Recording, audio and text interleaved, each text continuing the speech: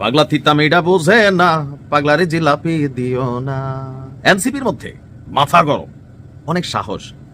অবশ্য সাবেক ছাত্রলীগের একজন নেতা, বাট জুলাই আগস্ট অভ্যুত্থানে যিনি ছাত্রলীগের বিরুদ্ধে অবস্থান নিয়েছেন, এরপর তার জীবনটা অনেকটা আলাদিনের চেরাগের মতন বদলে গেছে। তবে এনসিপিতে যারা কানেক্টেড ছিলেন, বারবার আমার প্রতি ভিডিওতে আমি দুইটা ক্যারেক্টারের নাম বলি, তাসনিম যারা, হাসনাত আব্দুল্লাহ, এই দুইজন ছাড়া বাকি একজনকে আপনি দুধের ধোয়া তুলসী পাতা বলতে পারবেন না। তাসনিম যারা এবং হাসনাত আব্দুল্লাহ 190% দুধের ধোয়া তুলসী পাতা টাইপের ক্যারেক্টার বলে আমার ব্যক্তিগতভাবে মনে হয়। দেখেন, আমি এনসিপি কে সাপোর্ট করি না, ব্যক্তিগতভাবে আমি এনসিপির রাজনীতি, মতাদর্শ, এদের সিস্টেম কোনোটাই ভালো লাগে না, তবে হাসনাত আব্দুল্লাহ ভালো লাগে। আসন্ন ত্রয়োদশ জাতীয় সংসদ নির্বাচনে কুমিল্লা 4 আসনে বিএনপির প্রার্থী মঞ্জুরুল আহসান মুন্সির মনোনয়নপত্র বাতিল ঘোষণা করেছে নির্বাচন কমিশন। শনিবার বিকেলে তার প্রার্থিতা বাতিলের রায় দেয় সংস্থাটি। এর আগে ঋণ খেলাপির অভিযোগ এনে মঞ্জুরুল আহসান মুন্সির মনোনয়নপত্র বাতিলে ইসিতে আবেদন করেছিলেন আসনটির জাতীয় নাগরিক পার্টি এনসিপির প্রার্থী হাসনাত আব্দুল্লাহ। অন্যদিকে হাসনাত আব্দুল্লাহর প্রার্থিতার বিরুদ্ধে মঞ্জুরুল আহসান মুন্সির করা আপিলটি খারিজ করা হয়েছে। এদিকে নির্বাচনের আগেই শক্ত প্রতিদ্বন্দ্বীর প্রার্থিতা বাতিলে হাসনাত আব্দুল্লাহ জয়ের দিকে এক ধাপ এগিয়ে গেলেন বলে মনে করছেন অনেকে। তবে আসনটিতে বিএনপি প্রার্থীর মনোনয়ন বাতিল হলেও বিনা প্রতিদ্বন্দ্বিতায় জয়ের সুযোগ নেই হাসনাতের। কিভাবে আমরা এই শক্তিটা অর্জন করতে পারবো? মানে আজাদি। এক নাম্বার, একতরফা নির্ভরতা ভাঙা, মানে ডিপেন্ডেন্সি ব্রেক করা। যে রাষ্ট্র একটাই শক্তির উপরে ঝুলে থাকে সে আজাদ না, সে জিম্মি। বাংলাদেশের আজাদির প্রথম শর্ত হইল এক দেশ এক বাজার এক জোটের উপরে জীবন মরণ নির্ভরতা কমানো। 2 নাম্বার, সামরিক শক্তি না, কৌশলগত খরচ বাড়ানো। আমরা তো সুপার পাওয়ার হইতে পারবো না, এই স্বপ্ন তো আমাদের নাই, কিন্তু আমাদের রাষ্ট্রের নিরাপত্তা লাগবে। আমরা এমন একটা রাষ্ট্র হইতে পারি যাকে আঘাত করলে খরচা বেশি পড়ে, কাফারা বেশি দিতে হয়। 3 নাম্বার হইতেছে আভ্যন্তরীণ ইনসাফ। এটা হইতেছে আন্তর্জাতিক ঢাল, সবচেয়ে গুরুত্বপূর্ণ। যে রাষ্ট্র নিজের নাগরিককে চাপে রাখে তার উপরে চাপ দিতে বাইরের শক্তির কষ্ট লাগে না। ইরানে দেখতেছেন না, ট্রাম্প এখন হুমকি দিতেছে। এই পরিস্থিতি হইতো না যদি না তার ইরানের নিজের নাগরিকেরাই নিজের সরকারের উপরে বিলা হইতো।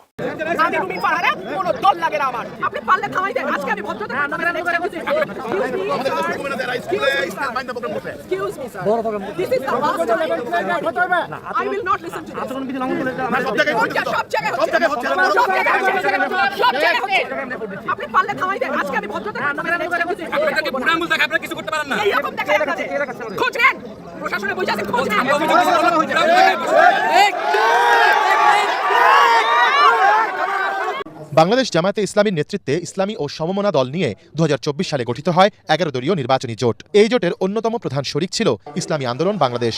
বুধবার জোট থেকে বেরিয়ে যায় ইসলামী আদর্শভিত্তিক অন্যতম এই বড় দল। এই অবস্থায় জোট এবং নির্বাচন কেন্দ্রিক দলীয় কার্যক্রম নিয়ে জরুরি বৈঠকে বসে জামায়াতে ইসলামীর কেন্দ্রীয় নির্বাহী পরিষদ। আমিরে জামায়াত ডাক্তার শফিকুর রহমানের সভাপতিত্বে দলের মগবাজার কেন্দ্রীয় কার্যালয়ে প্রায় 10 ঘণ্টা অনুষ্ঠিত হয় এই বৈঠক। দলের সহকারী সেক্রেটারি জেনারেল এহসান মাহবুব জুবায়ের জানান, ইসলামী আন্দোলনের জোটে আশা নিয়ে এখনো আশাবাদী জামায়াত। এই একটা বংশ নতুন জন্ম নিছে, তো যারা বলে দেখেন না, আরে ওই রাজমিস্ত্রির পোলায় কেমনি আবার সংসদে যাইতে চায়, রাজমিস্ত্রির পোলা কি আমার লেভেলের, ও আবার এমপি হইতে চায়। দেখেন আজকে তো শুনছেন আপনারা, ওই যে এলিট এইভাবে কথা বলছিল, সেই এলিট কিন্তু এখন নির্বাচনই করতে পারতেছে না। কারণ উনি এই যে নির্বাচনে ঋণ খেলাপি, এটা এই প্রথম না, 2001 থেকেই উনি এই ধরনের নাটক করে আসতেছিল। যখনই নির্বাচন আসে তখনই করে কি জানেন, আদালত থেকে একটা কাগজপত্র বাইর কইরা, কিছু একটা বাইর কইরা বলে যে না উনি হোয়াইট, উনি একদম গ্রিন, ওইভাবে উনি নির্বাচনে ইন হয়ে যায়। কখনই কিন্তু ওই আগের ঋণ আর শোধ করে না। তারেক রহমানকে সারা বিপ্লব হইল না একটা, ওনাকে সারা দেশ বাঁচবে না, রাষ্ট্র বাঁচবে না, এটা একটা কথা। তাকে বাংলাদেশের রাজনীতিতে অপরিহার্য প্রতীকে পরিণত করা হয়েছে। তারেক রহমানের রাজনৈতিক শক্তি যেদিন থেকে তারেক রহমানকে রাজনীতিতে অপরিহার্য প্রতীকে পরিণত করা হয়েছে, তারেক রহমানের রাজনৈতিক শক্তি সেদিনই শূন্য হয়ে গেছে। চর্ম নাই, ইসলামী আন্দোলন বাংলাদেশ পড়ে আছে জামাতের পেছনে। এখন জামাতের আকীদা নিয়ে ঘাটাঘাটি করছে। 70 সিটের বিনিময়ে জামাতের আকীদা খারাপ। এখন মেয়রের হক নিয়ে কথা বলছে, তারা মেয়রের হক নিয়ে আমাকেও থ্রেট দিচ্ছে। একজনে বলছে যে মেয়রের হক, সাহাবীদের মেয়রের হক মানে না, সে কাফের। আরেকজনে বলছে শালা তুই চর্ম নাই বিরুদ্ধে বলিস, তুই কাফের। মানে এইভাবে তারা বলছে, হোয়াট এভার। এটা তাদের ওভারঅল একটা চরিত্র। কিন্তু 70 সিট দিলে কিন্তু সব ঠিক ছিল। তো এই জায়গায় দেখেন। আসসালামু আলাইকুম রহমতুল্লাহ। হাসনাত আব্দুল্লাহ একজন খাঁটি দেশপ্রেমিক, এটা কিন্তু আমাকে আপনাকে সকলকে মানতে হবে। কেননা 24-এর গণ অভ্যুত্থান থেকে নিয়ে আজ পর্যন্ত তার যে সমস্ত কার্যকলাপ, ব্যবহার, চলাফেরা সবকিছু দেখে কিন্তু আমরা জেনেছি অলরেডি। আমরা বুঝতেই পেরেছি, দেখতেইছি যে তার মতো মানুষ পাওয়া খুবই কঠিন। দর্শক, হাসনাত আব্দুল্লাহ যেই জায়গা থেকে নির্বাচন করছেন, তার প্রতিদ্বন্দ্বী যে ছিল একজন বিএনপির একজন ভালো একজন হেভি ওয়েট একজন নেতা, বিগত সম্ভবত 3 থেকে 4 বার তিনি কিন্তু সংসদে আসন পেয়েছেন, 3 থেকে 4 বার এমপি হয়েছেন। এমন একজন প্রতিদ্বন্দ্বিতায় তিনি কিন্তু নির্বাচন করছেন। হঠাৎ দর্শক, তার সাথে যে ব্যক্তি নির্বাচন করছেন তার মনোনয়ন কিন্তু অলরেডি বাতিল হয়ে গিয়েছে। দেখেন, অহংকার পতনের মূল, অহংকার যে পতনের মূল, এটা একটা দৃষ্টান্ত। দেখেন, নমিনেশন পাওয়ার আগে এই হাসনাত আব্দুল্লাহকে ওই ব্যক্তি, বিএনপির ওই ব্যক্তি বলেছিল সে যে নির্বাচন করছে, মানে হাসনাত আব্দুল্লাহকে লক্ষ্য করে, সে যে নির্বাচন করছে তার কি যোগ্যতা আছে, তার কি অর্থ সম্পদ আছে, তার কি ক্রেডিট আছে, সে একজন রাজমিস্ত্রির ছেলে আর সে আমার বিপক্ষে লড়বে, আমার সাথে সে নির্বাচনে পাঙ্গা নিয়েছে। দর্শক, এরকম তাকে ছোট করে অনেক কথাবার্তায় কিন্তু ওই ব্যক্তি বলেছিলেন। হাসনাত আব্দুল্লাহ একটা কথাই বলেছিলেন যে আমাকে সংসদে যেতে হবে না, আমি হাসনাত আব্দুল্লাহকে সংসদে যেতে হবে না, পাবলিক, সাধারণ মানুষ আমাকে যে পরিমাণ ভালোবাসা দিয়েছে, সাধারণ মানুষ আমাকে যে পরিমাণ মোহাব্বত করেছে, এতেই আমার লক্ষ কোটি বার সংসদে যাওয়া হয়ে গিয়েছে। দর্শক, এটা কিন্তু বাস্তব কথা। হাসনাত আব্দুল্লাহকে মানুষ যেভাবে অন্তরে জায়গা দিয়েছে, তাকে যেভাবে মানুষ ভালোবাসে, তার সংসদে যাওয়ার কি আছে? সংসদে না গেলেও তার চাইতে লক্ষ কোটি বার সংসদের চাইতেও বেশি শান্তি পেয়েছে এই সাধারণ মানুষের ভালোবাসা দিয়ে। দর্শক, সর্বশেষ ওই যে তার সাথে যে ব্যক্তি প্রতিদ্বন্দ্বিতা ছিল বিএনপির, তার কিন্তু অলরেডি মনোনয়নপত্র বাতিল হয়ে গিয়েছে ঋণ খেলাপির কারণে। দর্শক, তার একটা নীতি ছিল এরকম, যখন নির্বাচন আসতো তার আগে ঋণের কার্যাদি করত এবং আদালত থেকে বিভিন্ন কাগজপত্র স্বাক্ষর করে নিয়ে আসতেন, কাগজপত্র তৈরি করে নিয়ে আসতেন। অর্থাৎ মোট কথা, নির্বাচনে ঢুকতে, সেখানে টিকে থাকতে কি দরকার সব কাজ সে নির্বাচনের আগ মুহূর্তে এসে করতেন। তো সেই পূর্বের সেই ঋণগুলো পরিশোধ করতে পারেনি, এই ঋণ খেলাপের কারণে তাকে কিন্তু তার নমিনেশন বাতিল করে দেওয়া হয়েছে। দর্শক, তবে হাসনাত আব্দুল্লাহর ওই জায়গায় বিজয়ী হওয়াটা, তার জায়গা থেকে বিজয়ী হওয়াটা কিন্তু এখন অনেক বেশি সহজ হয়ে গিয়েছে। তার মানে এই না যে সে বিনা প্রতিদ্বন্দ্বিতায়, সে বিনা ভোটে জয়ী হয়ে যাবে, এমনটা কিন্তু না।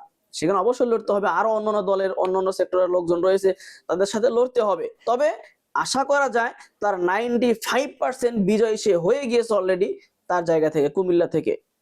দর্শক, এই হাসনাত আব্দুল্লাহ মতো মানুষ সংসদে থাকা খুবই জরুরি।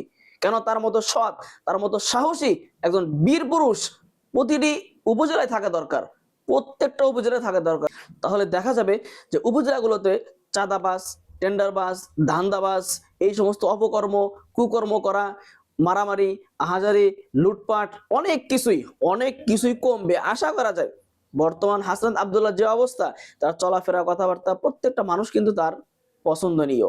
এখন সে যদিও এনসিপি করে, তবে আমার মনে হয় দল মত নির্বিশেষে তার মতো একজন সন্তান, দলের দিক দিয়ে নয়, তার মতো একজন সৎ চরিত্র, সৎ সাহসী মানুষ সংসদে থাকা খুবই প্রয়োজনীয়। দর্শক, আমি আর কথা বাড়াবো না, এই বিষয়ে গুরুত্বপূর্ণ আলোচনা কিন্তু আজকের ভিডিওর মধ্যে রয়েছে। তবে আশা করছি আপনিও আমার সাথে একমত হবেন যে হাসনাত আব্দুল্লাহর মতো মানুষ সংসদে থাকা জরুরি কি না। আমি আশা করছি থাকা জরুরি, এরকম একজন সৎ সাহসী মানুষ থাকা খুবই জরুরি। আপনি আমার সাথে একমত কি না অবশ্যই আপনার মূল্যবান মতামত কিন্তু কমেন্ট করে জানিয়ে দিবেন। দর্শক, চলুন ভিডিওগুলো দেখে আসি। তবে তার আগে বলবো, যারা এখনো আমার চ্যানেলটি সাবস্ক্রাইব করেননি, চ্যানেলটি সাবস্ক্রাইব করে পাশে থাকা বেল আইকনটি বাজিয়ে রাখবেন। আর যারা ইতিমধ্যে চ্যানেলটি সাবস্ক্রাইব করেছেন সকলকেই অসংখ্য ধন্যবাদ। দর্শক, ভিডিওতে একটি লাইক দিয়ে আমরা ধারাবাহিকভাবে ভিডিওর মূল বিস্তারিত আলোচনাগুলো দেখে আসি। কেমন আছি আমরা? হ্যাঁ, বাংলাদেশ কেমন আছে? কান্না শুনতে পাচ্ছেন? শুনেন। আমরা মুক্তি চাই। গরিবের অবস্থা খুব ভয়াবহ। এইরকম হত্যাকাণ্ডের রাজনীতি, এত নিষ্ঠুর হাইকমান্ড মানে না। আজকে হাইকমান্ড না মানার কারণে এই হত্যাকাণ্ড, আজকে নির্দিষ্ট সময় না কারণে এরা হত্যা করছে। আমার ভাই এটা ময়মনসিংহের গৌরীপুরের বিএনপি দুই গ্রুপের এটা আজকের আমলনামা। আসেন আমরা গত 24 ঘন্টার একটু আমলনামাটা দেখি। এই ভাইটির তো কান্না দেখলেন না, আরেকজন ফাদারের কান্না দেখছেন, বুক থাপড়ায় কাঁদতেছে। তার ছেলে হোল নাইট ডিউটি, কোথায় ডিউটি? তেলের পাম্পে। তেল নিতে আসছে ভোর রাত্রের দিকে। যুবদল এক নেতা তেল নিছে, টাকা দিবে না, একবার এদিক যায় একবার এদিকে যায়। আমরা সিসি ক্যামেরার ফুটেজে যেটুক দেখতে পাইছি, একটা টাইমে ওই ছেলেটা তার পিছনে পিছনে যাচ্ছে কোথায়, তার গাড়ির সামনে। 5,000 টাকা তেল নিছে। তো এই তেলের বুঝছেন, যদি ওই লোক না দেয়, না দিয়ে যদি চইলা যায়, এই ছেলের পকেট থেকে দিতে হবে তো, তাই না? হিসাবের টাকা তো, যার জন্য পিছে পিছে গেছে। ওই লোক গাড়িতে বৈশাই গাড়ি টান দিছে। আমার মনে হয় যতটুকু হাতটা চাপা পড়ছে, হয়তোবা ওই যে শীতের দিনে কোনো লুজ কাপড় পরা ছিল, ওইটা চাপা পড়ে গেছে, গাড়ি টান দিছে, পিছে পিছে দৌড়াইতেছে, পারে নাই। ওইটা বাড়ি খায়া ওই মুহূর্তেই পৃথিবী থেকে হাসপাতালে নিয়ে গেছে, বলছে নাই। ওই বাবা কাঁদতেছে। কি দোষ আছিল ওই মানুষটার, কি দোষ? এই নেতা 5,000 টাকা লোভ সামলাইতে পারে না। এই যদি ক্ষমতা আসে, পুরা পেট্রোল পাম্পই তো নিয়ে যাইব গা। কেউ রুখতে পারবেন না? পারবেন না। আরো শুনবেন আমলনামা। আর কি বলুন ভাই, বইলা লাভ নাই। আপনারা দিচ্ছেন নমিনেশন, এখন কে স্বতন্ত্র হবে, কে কিভাবে দাঁড়াবে না দাঁড়াবে তাদের ব্যাপার। কিন্তু দেখেন আপনারা নিজেরা আরো একজন, আজকেরই ঘটনা, এই ময়মনসিংহ। কেন, কি কারণে, আমি দেখাবো আপনাদের প্রমাণ। আচ্ছা, টাইম নষ্ট করে লাভ নেই, এগুলো সবাই দেখতেছেন। কষ্ট লাগে কি জানেন? সামনে নির্বাচন, এইসব দেখে কি মনে হয় নির্বাচন হবে? না, অসম্ভব। কারণ কি জানেন? আজকের দিনে এই যে আদালত পাড়ায় আব্দুল আউয়াল পিন্টু সাহেব কি বলছে, আচ্ছা ওইটা দেখাই আপনাদেরকে। না দেখালে তো বুঝবেন না। কারণ কি জানেন, সবাই সব ভিডিও তো দেখে নাই, তাই না? এই যে দেখেন আমাদের হাসনাত আব্দুল্লাহ, শুনেন পরিবেশে তাদের সাবমিশনগুলো রাখছিলেন, ঠিক সেই সময়ে কিভাবে এলিটরা কিভাবে মানুষকে ছোট করে। কাছে তেরে আসেন, জহুরুল ইসলাম মুসার দিকে তেরে আসেন, তেরে উনাকে ব্লাডি সিটিজেন হিসেবে উনাকে বলেন যে উনি একটা ব্লাডি সিটিজেন এবং উনি হচ্ছেন, মনে রাখেন কি বলতেছে, ব্লাডি সিটিজেন। আর দ্বৈত নাগরিকত্বের বিষয়ে স্ট্রিক্ট অবস্থান রাখার জন্য কমিশনে যারা হচ্ছে সাবমিশন দিচ্ছিলেন, সেসব আইনজীবীদেরকে উনি বলছিলেন ওনারা হচ্ছেন ব্লাডি সিটিজেন। কে বলতেছে এই কথাগুলা? আব্দুল আউয়াল পিন্টু সাহেবের। আপনারা তো শুনলেন নিজের কানে। আদালতের ভিতরে কিন্তু এই ঘটনা চলতেছে। একজন বলতেছে আরেকজনকে ব্লাডি সিটিজেন। ব্লাডি সিটিজেন মানে কি? ধরেন যে অবহেলিত নাগরিক, গরিব, নিকৃষ্ট, জাত ভেদাভেদ, ধনী বংশ। এখানে কিন্তু আমাদের দেশে একটা বংশ তৈরি হয়েছে। সেটা কি বংশ জানেন? এলিট বংশ।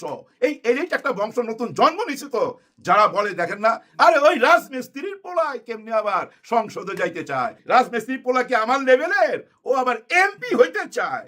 দেখেন আজকে তো শুনছেন আপনারা, ওই যে এলিট এইভাবে কথা বলছিল, সেই এলিট কিন্তু এখন নির্বাচনই করতে পারতেছে না। কারণ উনি এই যে নির্বাচনে ঋণ খেলাপি, এটা এই প্রথম না।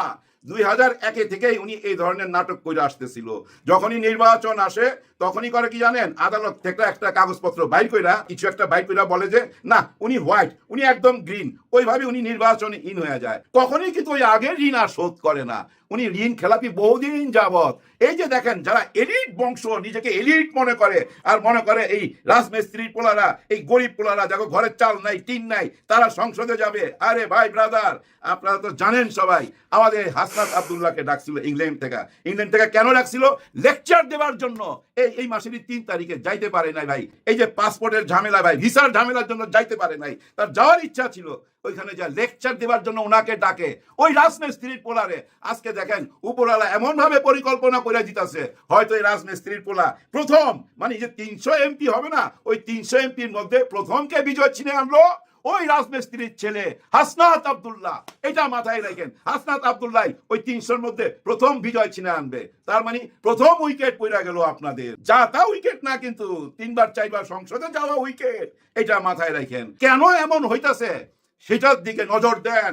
আপনারা ওই যে জরিপ এগুলোর দিকে নজর দিয়েন না, নজর দেন ওই যে প্রথম দেখাইলাম যে কান্না করতেছে না, তাকে ঘরে আইনা জিজ্ঞাসা করেন যে বাপ তোর কষ্টটা কি, তোর ভিতর থেকে কেন হাহাকার, তুই তো আমারই দল, যারা মারছে তারাও তো আমার দল, ঘটনা কি, সেই দিকে নজর দেন। ওইটার উপরে গবেষণা করেন। হ্যাঁ, ওইটার উপরে গবেষণা করতে হবে। 5,000 টাকার জন্য, মাত্র 5,000 টাকা তেল চুরি করার জন্য একটা জীবন নিয়ে চলে গেল, সেটা ভাবতে হবে, সেখানে নজর দিতে হবে। ওই যে বাপ এখন বুক থাপড়ায় কাঁদতেছে, হ্যাঁ বুক থাপড়ায় কাঁদতেছে না, সে বাপের কাছে যাইতে হবে। যদি যাইতে না পারেন সিকিউরিটির প্রবলেমে তাকে ডাইকা নিয়ে আসেন। ওই যে রিক্সাওয়ালা ভ্যানওয়ালা ডাইকা লাভ নাই, আপনার লোকদের নিয়ে বসেন। কারণ কি জানেন, 200 পার হয়ে গেছে তো অনেক আগে। আপনি আসার পরও যদি এইভাবে উপরে যাইতে থাকে, আপনি মুখ দেখাবেন কি কইরা? আপনি আসার পর তো পরিবর্তন আশা করছিলাম আমরা কার কাছে আশ্রয় চাইবো? হ্যাঁ, আমরা আশ্রয় চাইতে পারি আমাদের আর্মির প্রধান, যে সেনা প্রধান ওয়াকার সাহেব, জনাব ওয়াকার সাহেব। আপনি অনেক দিন চুপচাপ, কোনো কথা বলেন না, সবই তো দেখতে পাচ্ছেন। আমাদের মনের কথা কি বুঝতে পারছেন না? আমরা কি চাইতেছি? অবশ্য আমরা যা চাই তা আপনি দিতে পারবেন না। কারণ এই যে কয়েকদিন আগে একজনকে ভাই পিস্তল সহকারে ধরছিল, ধরার পর জিজ্ঞাসাবাদ করতে গিয়া উনি রাতের 12টার সময় পৃথিবী থেকে বিদায় নিছে। এই নিয়া বড় বড় দল থেকে ভাই ভীষণ ভাবে অভিযোগ, এইটা কি করলো। সঙ্গে সঙ্গে ওই আর্মি ভাইদেরকে আবার ব্যারাকে ফিরত নিয়ে আসলো। কারণ কি জানেন, ভীষণ ভাবে প্রতিবাদ। তো কিন্তু প্রতিবাদ হওয়া উচিত, এই যে প্রথম যাকে দেখাইলাম যে ভাইটা কাঁদতেছে, এখানে প্রতিবাদ করেন। ওই যে 200 পরিবার, 200 মা বোন তো তার সন্তান হারাইছে, সে যেরকমই হোক না কেন, ভালো হোক মন্দ হোক, ওই মা বাবা গুলো তো তাদের সন্তান হারাইছে, সেদিকে নজর দিতে হবে। গত 15-16 মাস কোনো অ্যাঙ্গেলে ভাই দেশের কোন রকম আইন কানুনের কোনো কিছু উন্নতি দেখি না। বলি না ভাই, কেন বলি না জানেন? নেগেটিভ কথা বলতে চাই না। নেগেটিভ কথা বললে হয় কি জানেন, মানুষের ভিতরে নেগেটিভ ওই চিন্তা ভাবনা চলে আসে, তখন মানুষ অস্থির হয়ে যায়। যার জন্য বলতে চাই না, কিন্তু আজকে বলতে বাধ্য হইলাম। আপনারা যে ধরনের রাজনীতি করতেছেন, যে এলিট ভাব দেখাইতেছেন, ওগুলো সব বাদ দেন। বাদ দিয়া দেশটা কেন গত 15 মাসও সত্যটাকে সামনে নিয়ে আসেন, সত্যটাকে স্বীকার যান। সত্য স্বীকার না যাওয়া পর্যন্ত দেশের শান্তি আসবে না। আর ওই সত্যটা কি জানেন? 24-কে হ্যাঁ বলতেই হবে। আপনারা যারা না বলতে চান, যার জন্য এই অস্থিরতা, কোন মুখে না বলেন, কেন না বলবেন, কোন যুক্তিতে না বলবেন? না বলার তো কোনো অধিকারই নাই যদি বলবেন, তাহলে কি আর এখানে আসতে পারতেন? যদি নার পক্ষে থাকতেন, আপনাদের তো হ্যাঁ পক্ষে থাকার কথা। হ্যাঁ পক্ষে ছিলেন বলেই তো ভাই আপনারা আজকে আসতে পারছেন।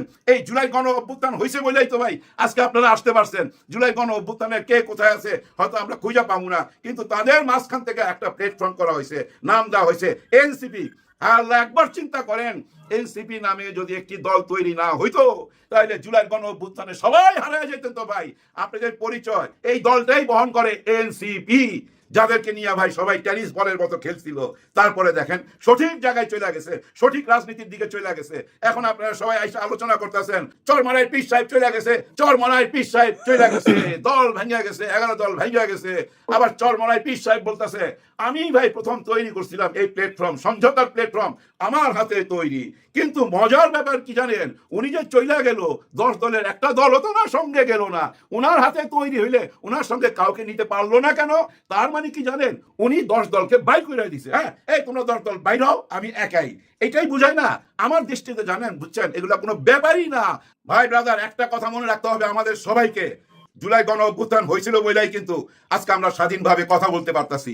জুলাই গণ অভ্যুত্থান হয়েছে বলেই কিন্তু আজকে নির্বাচন হইতে যাইতেছে। নাইলে এই নির্বাচন হওয়ার কথা 29 সালে, আর এই নির্বাচন 29 সালে হইলো যে আপনারা পাইতেন বা নির্বাচন করতে পারতেন, এমন কোনো ব্যাপার 16 বছরে দেখেন নাই কি অবস্থা? কোন রকমই রাস্তায় কেউ দাঁড়াইতে পারেন নাই। এখন সবাই বীর, কিন্তু এই বীর হইতে পারছেন কাদের জন্য? হইতে পারছেন নাহিদ ইসলামদের জন্য। এই জুলাই গণ অভ্যুত্থানের যারা রক্ত দিছে তাদের জন্য, যারা পঙ্গু হয়েছে তাদের জন্য। আর তাদের সবাই যে পরিচয়, সে পরিচয়ের নাম কি? এনসিপি নামে একটা দল। আর সেই দলটার জন্য এই দলের অনেকে অবহেলা করে অনেক রকম তুচ্ছ তাচ্ছিল্য কথা বলছেন। ফকিরের পোলা, বংশের কোনো পরিচয় নাই, মানে আপনারা এলিট বংশ। আজকে ওই একই কথা শুনলাম, ব্লাডি সিটিজেন, মানে অবহেলিত, একদম ঘৃণিত নাগরিক। আর ওই ঘৃণিত নাগরিকের কাছেই তো ভোট চাইতে হবে। ওরা ভোট না দিলে কেমনে ওই স্বর্ণের চেয়ারে বসবেন? বসতেই তো পারবেন না। কিন্তু স্বর্ণের চেয়ারের দিকে যাওয়ার জন্য তো ভাই নির্বাচন লাগবে। নির্বাচন হইব, এরকম কাণ্ড কারখানা ঘটলে নিশ্চয় নির্বাচন হইতে পারে না। গত 15-16 মাস ভাই এই নির্বাচন নিয়ে এত পাগল হয়ে গেছি আমরা, কিন্তু নির্বাচনটা কেমনে করবেন সেটা কিন্তু চিন্তা করি নাই। উনি আসার পর আজও যদি এরকম ঘটনা ঘটে, এই যে আমলনামা বললাম, এগুলো তো ভাই 30 ঘন্টা 40 ঘন্টার আমলনামা। এই আমলনামার মধ্যে কি পাইলেন? এরকম প্রতিটি দিনেরই একটা আমলনামা, যার জন্য এই সরকার ভাই কোনো রকমই সাকসেসফুল হয় নাই কোনো দিক থেকে। মানে আইন কানুনের ব্যাপারে খেয়াল করে দেখেন, খোঁজ নিয়ে দেখেন ভাই, বিশ্বাস করেন। আমার গতকালকে ভাই এক পুলিশ ভাইয়ের সাথে আলাপ হয়েছে মাঝরাইতে অনেকক্ষণ, ওনার নাম বলবো না। উনি কিন্তু আমাকে বলতেছে 95% বড় দলের, হ্যাঁ ভাই, থানা প্রশাসন জায়গায়, বিভিন্ন জায়গায় যা দেখেন হট্টগোল টট্টগোল, 95% বড় দলের। উনি নিজে বলতেছে, জানেন আপনারা, যখন 5ই আগস্ট আসছিল, যে থানা আক্রমণ হয়েছিল, এটা ভাঙ্গা চিরা ছিল, পোড়ায় ফেলাইছিল, ওর পরের দিনই কারা যোগাযোগ করছিল?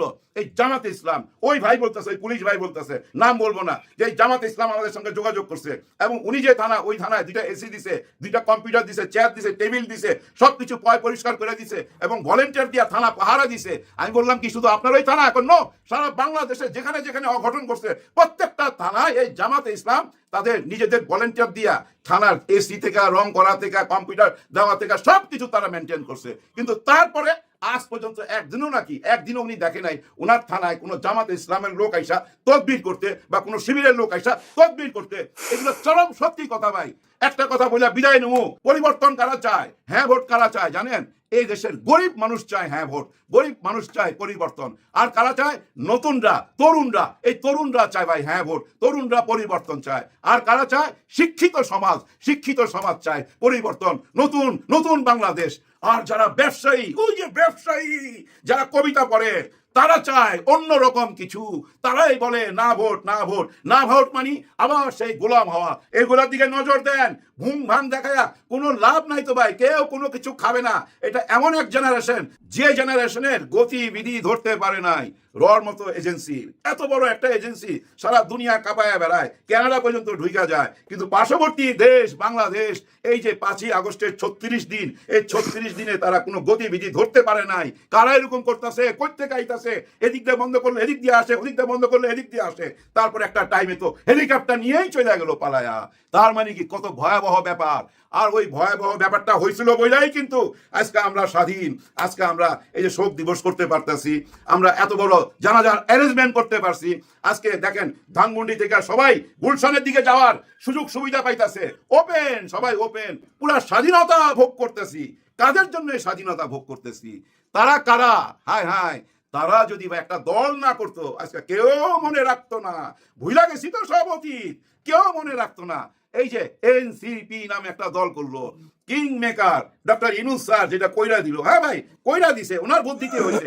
ওইটা কইরা দেওয়াতে দেখেন কি হইলো, জুলাই গণ অভ্যুত্থানের সবাই প্রতিনিধি আজকে নাহিদ ইসলাম, হাসনাত আব্দুল্লাহ এবং এই যে সার্জিস পাটোয়ারি, এরা না থাকলে তো ভাই চইলা গেছিল, হারায় গেছিল। যেভাবে এখনো ভাই এই 15-16 মাস পরও যেভাবে না ভোটের পক্ষে কথা বলতেছে, মানুষ জানে না মানি আবার সেই স্বৈরা শাসনের উত্থান, তারপরও নার পক্ষে, হ্যাঁ পক্ষে যাইতে চায় না। যে হ্যাঁ কারণে আমরা মাতৃভূমিতে দাঁড়ায় রাজনীতি করতে পারতাছি, সে হ্যাঁকে অস্বীকার জান এখনই।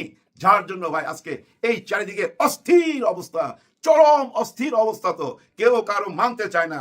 দেখেন না কিভাবে ভাইয়ের জন্য ভাই বুক থাপড়ায় কাঁদতেছে। কার কাছে বিচার চাইবে? কে বিচার করবে? হ্যাঁ, আমরা সবাই বিচার চাইতে পারি জনাব ওয়াকার সাহেবের কাছে, আমরা বিচার চাইতে পারি আমাদের বিচার বিভাগের কাছে, প্রধান বিচারপতির কাছে, ডক্টর ইউনূস স্যারের কাছে। চাইতেছি তো, কিন্তু থামতেছে। এই যে আমি আমলনামা দিলাম, এটা গত 40 ঘন্টার আমলনামা। এই আমলনামার মধ্যে আরো অনেক কিছু ঢুকাইতে চাই না, কারো বদনাম করতে আসি নাই, শুধু এইটুকুই বলতে আসছি। এই বাংলাদেশ চাইছিলেন, এই বাংলাদেশের জন্য 1500 মানুষ শহীদ হইলো, 1500 মা বাবার বুক খালি হইলো। এতক্ষণে আমাদের সাথে থাকার জন্য ধন্যবাদ। ভিডিওটি দেখেছেন, ভিডিওর বিষয়ে আপনার কোনো মতামত থেকে থাকলে অবশ্যই ভিডিওর নিচে কমেন্ট বক্সে আপনার মূল্যবান মতামত জানিয়ে যাবেন। আর যারা এখন আমার চ্যানেলটি সাবস্ক্রাইব করেননি, চ্যানেলটি সাবস্ক্রাইব করে পাশে থাকা বেল আইকনটি বাজিয়ে রাখবেন। দর্শক সবাই ভালো থাকবেন, সুস্থ থাকবেন। আবারও দেখা হচ্ছে পরবর্তী কোনো ভিডিও নিয়ে।